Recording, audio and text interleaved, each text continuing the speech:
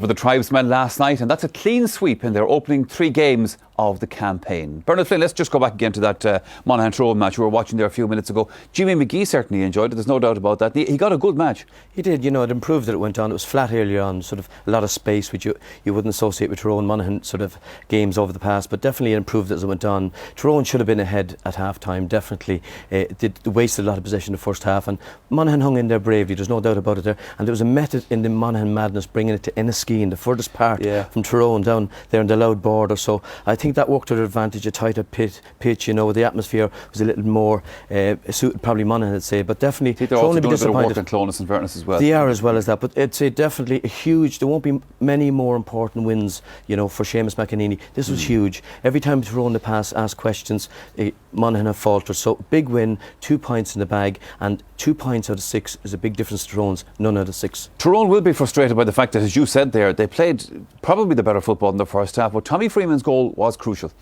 Yeah, the reason we're going to see it there now is that this was the changing of the game. The momentum totally swung with Monaghan. It was with Tyrone. They were wasteful at this stage. If you look at it here now, no, not too many times you'll see Conor Gormley being dispossessed, one of Tyrone's greats. But just watch this finish. This is clinical. This is superb corner forward play. Just on the ground, hard and low. Just watch it again. Not too often I've ever seen Conor making mistakes like that, but this swung the game for Monaghan. It was the changing score of that game, and I honestly believe if they didn't get that, they were going to struggle. You see the mixed day at the office for Tommy there, the little ankle tap, if you like, the professional foul there. And look, it's probably harsh if you like, but I think the 2 points will ease the pain of being sent off, so Tommy won't be too bothered later on tonight. Sure. Well, it was all very exciting at the end. It got a little bit frantic as well, but you want to pick out the winning point for Monaghan, second last point of the game. Yeah, just for the viewers, this is very important, I think, this point here, in view of the new rules, etc. We're going to see a situation here. Conor McManus going through here. He's going to offload it. Watch the offload right now. It's a throw. And this is what you call a proper fist pass with the closed fist. So we'll see it again. Conor McManus going through. It's the winning score. Just watch the offload right now. He actually throws the ball. A blatant throw. Should have been a free out. It shouldn't have stood. But Rory Woods actually did make the proper fist pass with the closed pass. Look at it here now. This situation here, we have Mickey Hart remonstrating with the referee about the time. And we have it there as well. You have Dermot Carlin as well. They're questioning the time the referee played, but I think he got it right. We checked it back twice on VT. They played just nearly 4 minutes extra time. I think 12 seconds under 4 minutes. So I think the referee got that one right.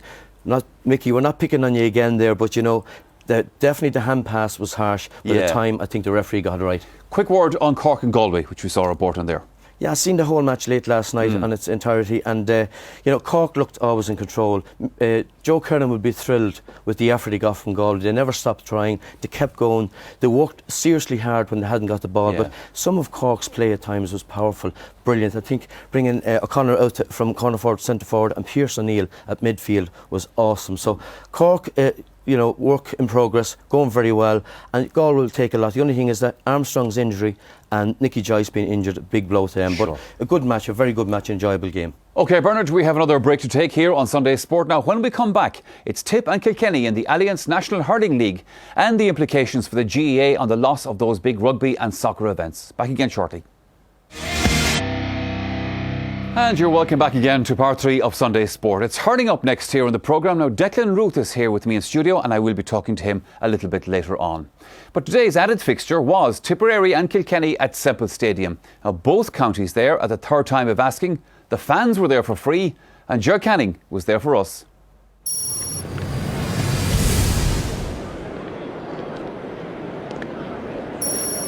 Tipperary makes 6 changes from the team beaten by Dublin last Sunday.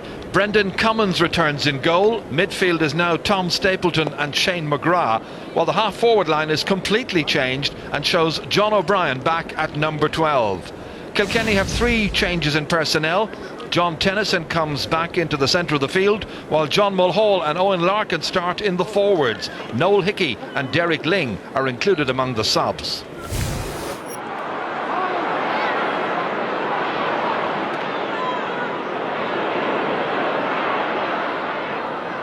Yet to see the first score to come from play in this match.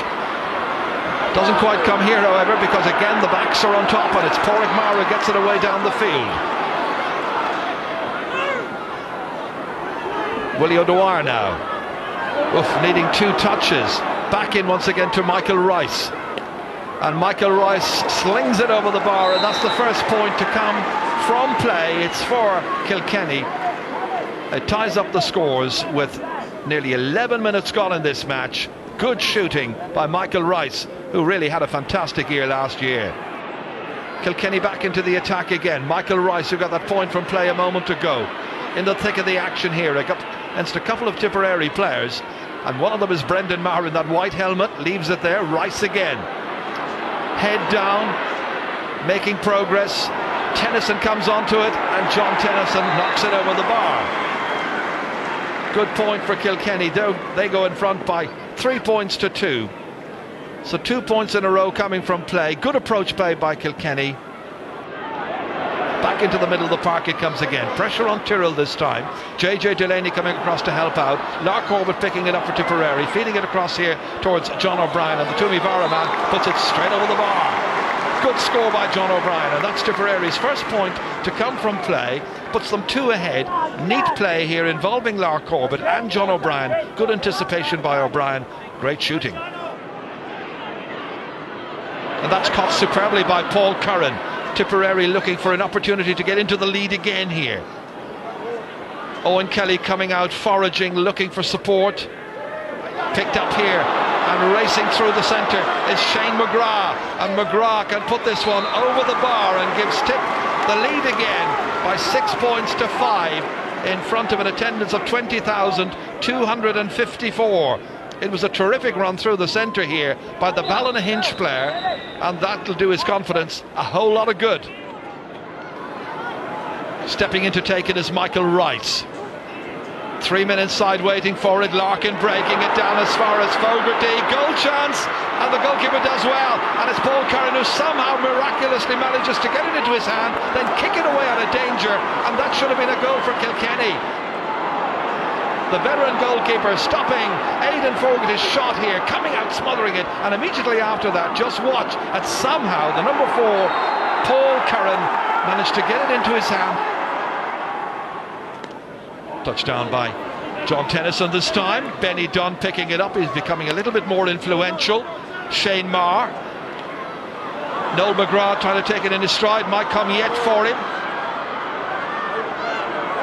Great opportunity here for Tipperary.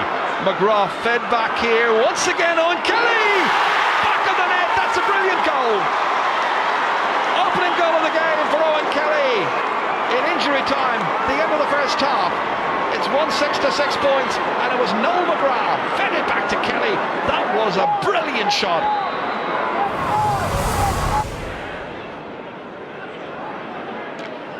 Added to over there by Michael Rice, who breaks his stick. John Tennyson.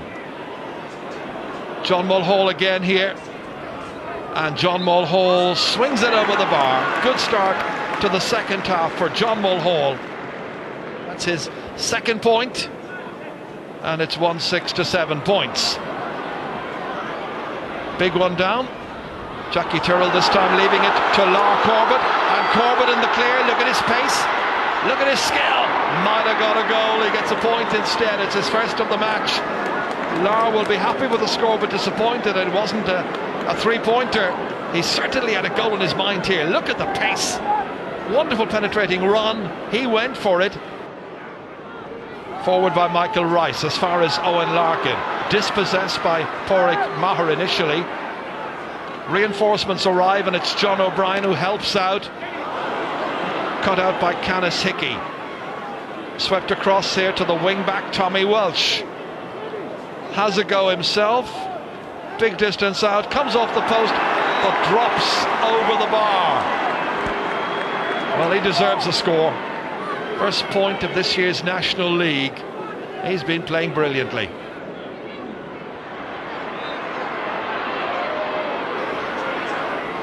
Jackie Tyrrell to send it back with interest if he can. Has a support player. That support player is John Tennyson. From the middle of the park, Tennyson has a go, and he puts it over the bar. Brilliant score.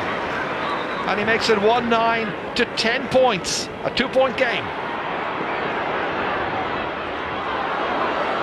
Spills loose once again. Conor O'Mahony there. feeding it forward here. Webster stays out around the 40.